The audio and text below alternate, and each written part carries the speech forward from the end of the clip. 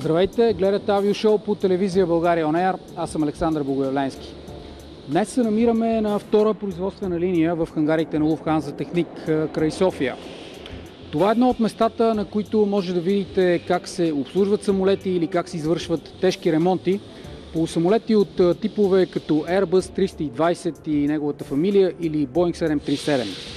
Днес ще ви срещнем с един от главните инженери в Lufthansa Technik в София, както и с главния изпълнителен директор на компанията, с когото ще разберем дали е труден този бизнес и къде се намира софийската база на глобалната карта. Останете с авиошоу по България On Air.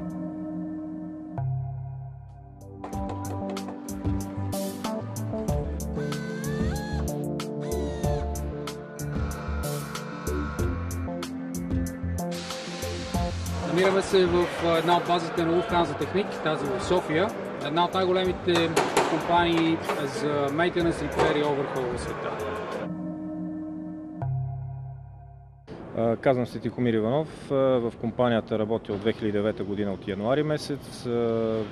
На позиция с момента съм менеджер на втора производствена линия в базовото техническо обслужване на компанията, като това, за което отговарям, е ръководене на цялостния процес по техническо обслужване на самолетите с екипа, който разполагам от началото до края на един проект по базово техническо обслужване. Нашият основен профил на работа, това са така наречените тежки чекове или големи по обем, наистина регулярно планирани от съответно оператора на самолета дейности през определен период от време. Някои от тях могат да протекат за около 3 до 4 дни, други продължават повече от месец-два, в някои случаи при много тежки ремонти са продължавали наистина няколко месеца. От кои региони са основно клиентите ви и каква е основната дейност, за която те се обръщат към вас? Ще започна отзад напред. Като основна дейност това са регулярните, т.е. по предписание на производителя, проверки по самолетите, които се правят на определено време. Затова те се правят в определени бази, откъдето идва основният термин базово техническо обслужване. При тях има много по-добра планируемост и прогноза кога да бъдат изпълнени и съответно позволявате на самите оператори да планират самолетите си в операции съобразено и с изискванията за техническо обслужване. Гледате авиошоу, предаването за авиация на телевизия България On Air. Разговаряме с главния изпълнителен директор на Lufthansa Technik София Даниел Хофман. Това, с което искам да започнем, е да го попитам как се разви бизнеса по време на тези първи 8 години от операциите на най-големия световен гигант по поддръжка и ремонт на самолети в света. Операциите, разбира се, на летище София. Lufthansa Technik Sofia started its operation in October 2008. Работата на Lufthansa Technik София стартира през октомври 2008 година. Тогава започнахме с две производствени линии, като първата беше тази, в която се намираме в момента. Те са първоначално предвидени да обслужват самолети от семействата на Airbus A320 и Boeing 737 от класическото и следващото поколение. Тогава компанията предвижда да наеме до 350 служители, а междувременно още през първата година на операции, поради много успешния старт и доверието в представянето на компанията, поради доверието в нашите служители и поради огромното доверие в качеството и точността на работата, която извършвахме тук през първите месеци, бе взето много бързо решение в Германия да разширим компанията.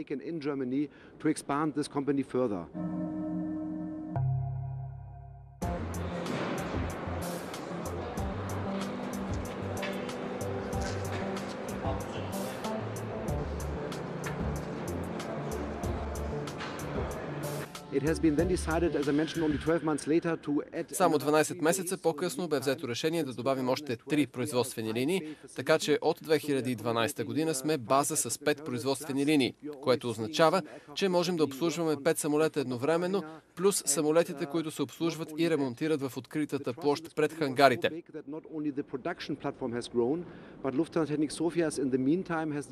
И не само това. Доверието в компанията беше толкова голямо, че разширихме не само производствената платформа, но Lufthansa Technik София междувременно се разви до най-важния център на компанията извън Германия. Защо? Защото много от централизираните услуги и административната работа беше прехвърлена към тази компания. И от базата ни тук изпълняваме логистични услуги за цялата глобална група. Осигуряваме инженерни и административни услуги, управление на транспорта и много други услуги, чието управление беше прехвърлено тук. Очевидно това говори много за качеството на услугите, които се предоставят тук в София. Ако може да направим сравнение с коя от останалите бази по света на Lufthansa Technik, бихте сравнили базата в София.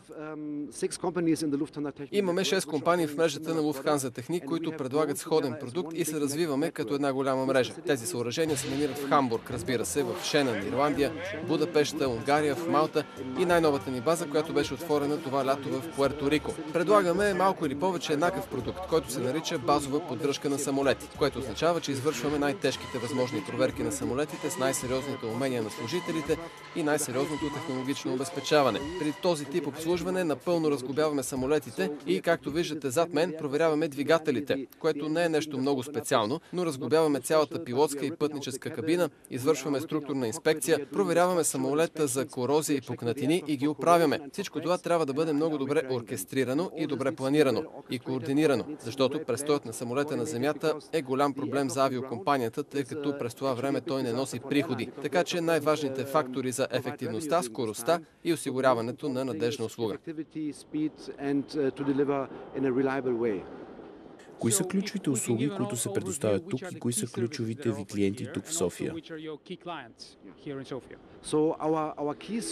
Както споменахме, ключовите услуги са базовото обслужване на самолетите, т.е. така наречените C и D проверки, които правим на самолети от фамилиите A320, 737 Classic и 737 Next Generation.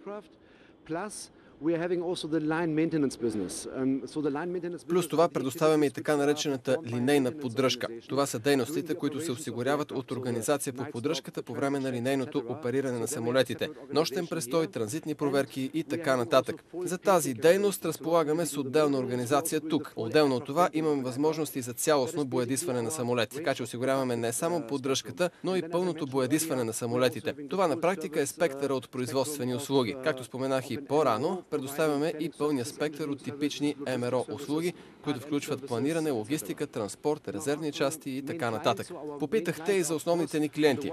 Това са, разбира се, компаниите от групата на Lufthansa, но тази компания бе основана като joint venture с Bulgarian Airways Group. Така че България Air е един от основните ни клиенти. София е стратегически много добре позиционирана, защото обхватът на придобиване на нашите клиенти е в рамките на около 5000 км, които биха прелетели, за да оставят самолетите си тук за обслужване. Така че от София ние покриваме цяла Европа, Източна Европа, Русия, но също и Арабския полуостров и Северноафриканския пазар.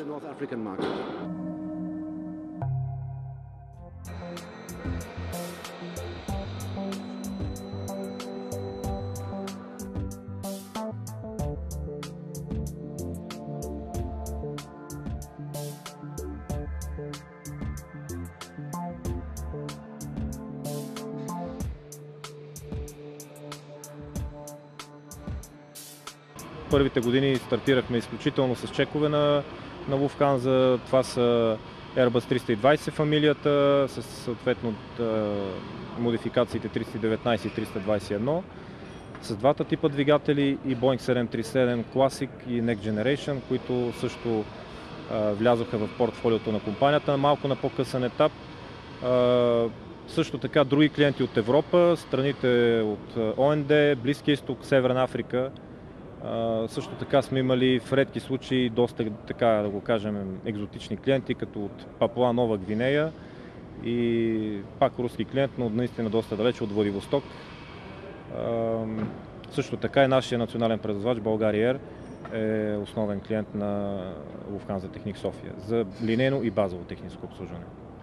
Колко време отнемат типичните проверки по самолетите от тези базови обслужвания, за които говорим? И горе-долу какъв обем самолети могат да преминат през хангарите на Lufthansa Technik в период от един месец? Средно това, което се прави като първи, да го кажем, периодичен такъв чек, това са тъй наречените C-чекове по терминологията на западните производители. Тя е общо взето еднотипна и за Boeing, и за Airbus, както и за Embraer. C-check обикновено, в зависимост от програмата на оператора, се изпълнява на всяка година или на 2 години, различен е периода. Това вече е въпрос на решение на самия оператор, тъй като те го имат предвид, че за тези планируеми няколко дни, когато ще бъде изпълнено, самолетът е извън операции и е в хангара на земя. Един такъв чек може да отнеме, както казах, от 4 дни, зависи много и колко е като възраст самолета. Имали сме случаи, когато изпълняваме първи си чек след производство на самолета на година и половина-2 самолет, което наистина за 4 дни преминава с много по-малко обем работа от един, който примерно е на 15 години самолет, защото имаме и такива случаи, дори и на 25 години самолети. Това е като минимум, като максимум не може да се каже наистина някакъв конкретен срок, но основните, така да го кажем, структурни чекове, нещо, което може да видите и в момента и зад мен, което се случва на по-големи интервали от време, но те биха отнели и се случва понякога от 15 до 30 и повече дни. При някои усложнения, непредвидени, съответно доста тежки дефекти, намерени по конструктората, особено на самолета, се случват наистина някои ремонти, граничещи с производството на самолета, при които често идват представители от производителя, Boeing и Airbus, да наблюдават или да консултират самият процес. Такива ремонти са протичали до 3-4 повече месеци.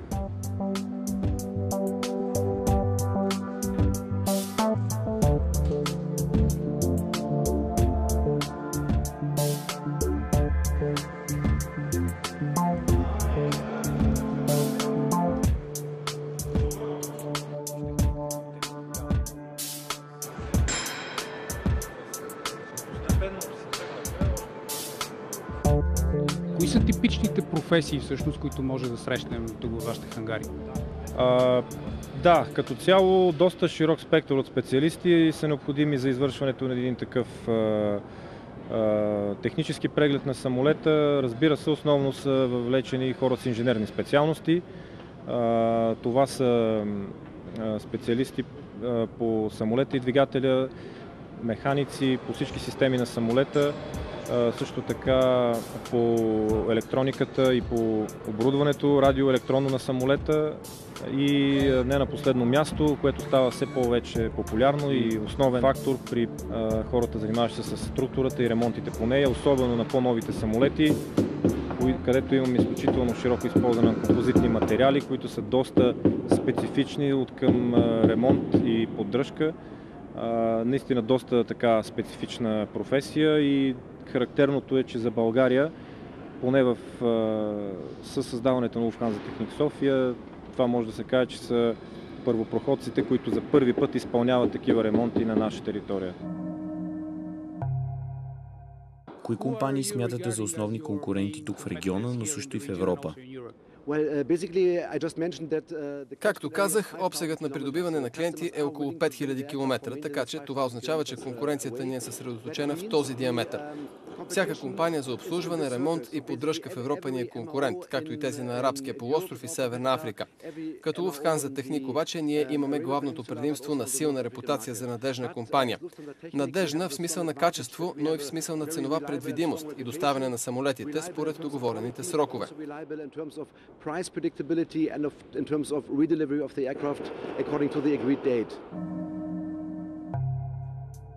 Гледате Авиошоу, разговаряме с Даниел Хофман, генерален директор на Lufthansa Technik в София.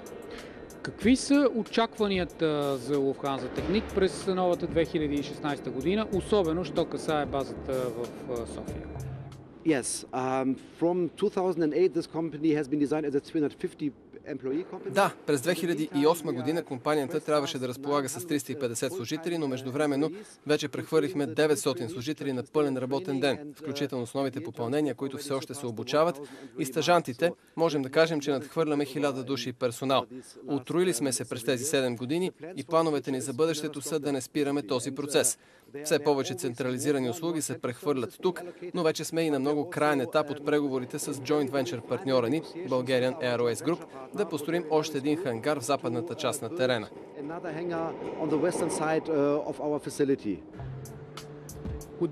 Това означава ли, че можем да очакваме тук по-големи самолети, които да пристигат за обслужване в София?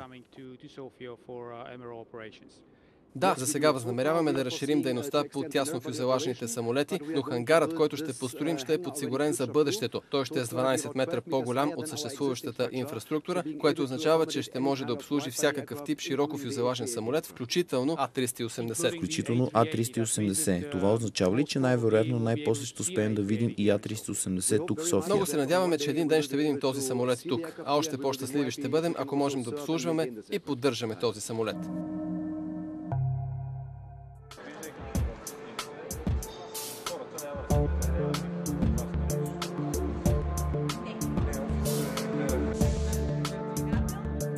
Наистина опит се натрупа през тези 7 вече и повече години много голям в тези области. Хората наистина се доказаха и израснаха, дори се стигна до там производителя и представители негови да идват тук и редом с нас да създават своите тепърва ремонтни инструкции за такива дефекти, които за първи път се откриваха и отстраняваха на техните самолети. Става дума за 25 годишните Airbus 320, които Lufthansa ги е получила през 90-91 година и сега преминават, тъй като те все още имат нужда от самолети в операция, един цикъл от удължаване на техният живот с още 8000 до 12 000 цикъла, което беше съпроводено с много тежък по обем структурна работа и отстраняването наистина на дефекти никога до сега, които не бяха се случвали, още по-малко пък да бъдат отстранени в света. И това е наистина нещо, което трябва и ни дава самочувствие и още повече увереност, че няма с нещо за момента, с което не сме се справили и очакваме така да бъде и занапред.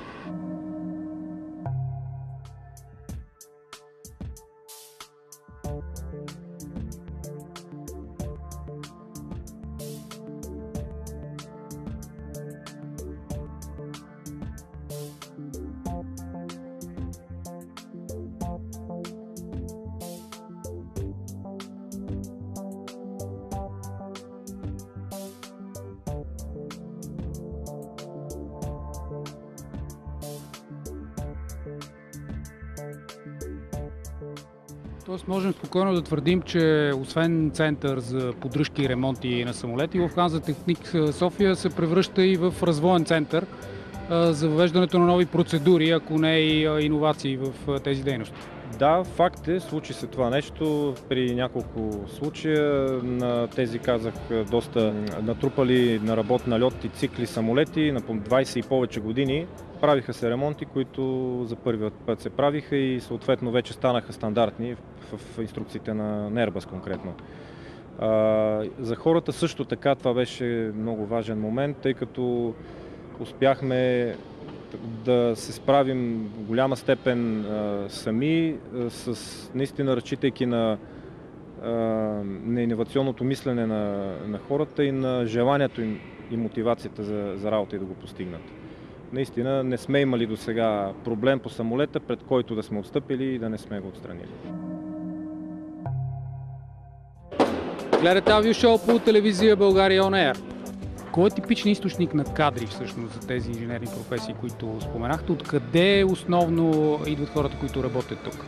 При създаването на компанията през 2008 година доста хора с голям опит от военната авиация са били привлечени, като още при създаването съответно наложило се да преминат през специфично обучение, за да добиват квалификация и умения по нов тип техника. Но като цяло е важно и разчитаме на общата инженерна култура и подготовка на хората. Тя може да бъде както от бивши възпитаници на Военно-въздушно училище в Долна Митрополия, така и на Техническия университет в София, от неговата катедра въздушен транспорт, чието възпитаник съм аз, и също така колеги от филиала в Пловдив, които също са завършили тази специалност. Говорим за хора с висше авиационно образование, които доста така, не бих могъл да цитирам точен процент, колко са в компанията, но намериха реализация тук и наистина показаха и продължават да показват много наистина добра работа като качество, като във всяко едно отношение наистина смеем да твърдим със самочувствие на световно ниво. Също така, поради големия обем работа, която се извършва, имаме и съответно и нужда от всякакъв като квалификация персонал. Съответно хора с завършили средно образование, обикновено се предпочитат завършили техникуми, но също така и от хуманитарни гимназии. Има разработена система за обучение и подбор на кадри в компанията, която не изисква толкова, да го кажем, вече придобити умения в областта, колкото се разчита наистина на общата нагласа и мотивация на човека. Ние имаме примери, когато наистина хора имаме в момента колеги с завършено дори и висше образование извън всякакви инженерни науки, които успяват с съответното обучение и практика да работят наравно с колегите завършили авиационно образование. Разбира се, времето, което им трябва е повече, за да достигнат това ниво, но общо взето условия за развитие имаме на много голям спектър от хора като ценз, като професии, като направления от към образование и като опит. В кариерно отношение, какъв тип инженери идва да работят тук при вас и какъв е пътят на кариерното развитие за онези, които изберат авиационното инженерство за своя професия? At the airspace industry, what is the career path for them? Хората, от които имаме нужда, са или възпитаници на технически училища, двигатели с вътрешно гореме, техникуми по електричество, училища за авионика и подобни, но също се оглеждаме и за всякакъв тип висшисти от университети и най-вече такива изучаващи авиационни науки. Имаме сериозно партньорство с Софийския технически университет и подразделението му в Пловдив. Плюс това не търсим само експерти в сферата на авиацията, но както казах и все повече централизирани услуги се предлагат от тук и имаме нужда от хора с познания в логистиката и други бизнес сфери. Plus, we are not only looking for aviation experts. As I mentioned, more and more central services are allocated here, so we are also looking a lot for people with a logistic background, with a business background. That is also growing more and more up. Много хора вероятно се питат дали предоставят услугите си за военни самолети.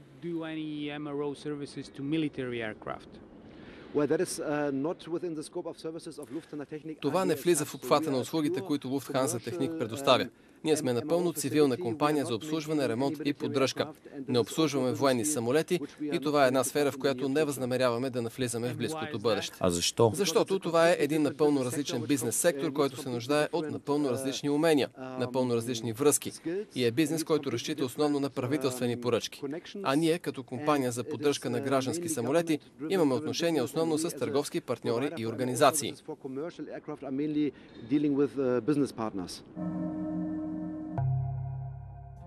Това, което виждате до мен е двигател CFM56. Той е монтиран на един Airbus 319, на когото всъщност в момента се прави един доста сериозен и тежък ремонт, кадри от който вие ще видите в предаването ни. Сега искаме да разберем кои са хората, които стоят за тези ремонти и какви са професиите, които може да срещнете в една подобна атмосфера като тази на Lufthansa Техник край София. Звучи наистина чудесно и няма как една компания на наистина световно ниво да не предостави много добри възможности за обучение на своя персонал и за, разбира се, растежа в кариерата. В тази връзка, хора от чужбина, има ли при вас, които да работят в Lufthansa Техник и обучавате ли такива кадри от други страни? По-скоро са изключения. Има някои случаи, но като цяло се разчита на наши сънародници. Има доста на моменти, когато имаме, да го кажем, пикове в натоварването и съответно със собствени сили не успяваме да се справим. Се разчита на хора отвън, но говорим вече за обучени такива и то с доста високи квалификации, които да компенсират недостатъка на хора в определени моменти. Но за сега няма такава практика масово да се случва, но имаме хора, които примерно са с чуждо гражданство, които от началото на компанията са по различни отдели, тъй като аз основно говорих за работата и хората в производството, но същото го имаме по останалите отдели и като подбор на хора, и като обучение по-натам.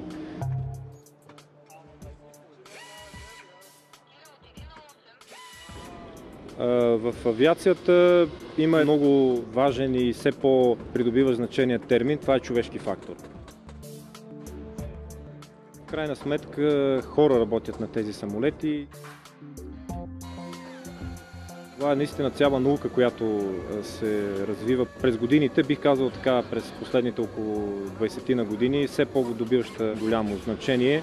Дори в момента това е въведено като задължително обучение периодично за всички, за целия работен състав в една организация по техническо обслужване на самолети. На всеки 2 години първо се минава първоначално ниво в началото на кариерата, след което на всеки 2 години укрепителни курсове, запознаване отново с значимостта на всичко, което човек със своите съвсем така физиологични и психологически ограничения би могъл да влияе върху средата. Влиянието е пряко и е много голямо. Грешки, разбира се, не са изключени и ние сме далеч от мисълта, че сме застраховани от каквито и да е грешки на човека. Затова има разработени не от нас, разбира се, от регулаторни органи, от регулиращи в целия свят гражданската авиация, съвсем ясно написани процедури за управление на качеството и за избягване на човешки грешки. Съответно, при нас в производството това се изразява в преди всичко контролиране и инспектиране на работата, която вършим.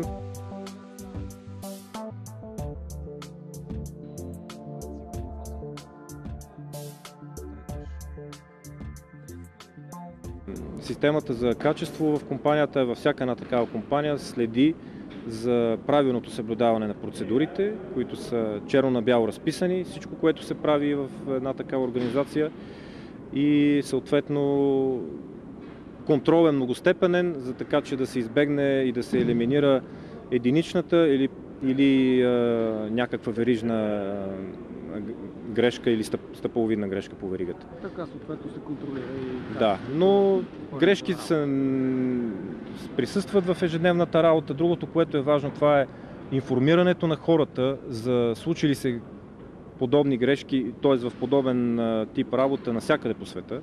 Имаме система за оповестяване с информационни бюлетини, с специални техноти и сервис летери, които стигат до знанието на хората, без цитирани на някакви имена или конкретни ситуации, но и конкретни оператори или компании. Това не е толкова важно. Важно е наистина причината да се знае и най-вече превенцията. На това се набляга и всички хора са длъжни в производството конкретно да се запознаят и да се подпишат, че знаят знанието на всеки един такъв документ. И разбира се, не на последно място, превенцията е много по-важна от, разбира се, анализа на всяка една допусната грешка. Тук се разчита много като цяло на първо личното осъзнаване на отговорността, която носят хората при работата по един пътнически самолет, и разбира се, се разчита много тази отговорност да бъде подплатена с голяма доза мотивация. Нещо, с което ние в София, а не само в София, като цяло смятам, че който се е захванал с, поне по моите разбирания, с тази професия, трябва да е наясно и е наясно още от учебната скамейка с какво се захваща и какво е специфично за нея. И какво може да доведе всяка една грешка в допусната от човека, на всяко едно ниво в веригата. Много благодаря за този разговор. Благодаря и аз.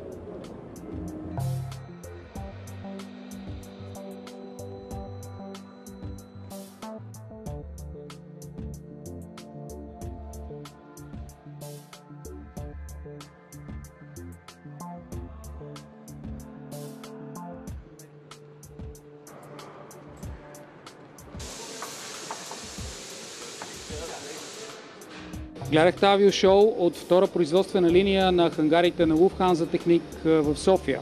Надявам се да ви е било интересно и ви очаквам отново по телевизия България On Air в авиошоу следващата неделя.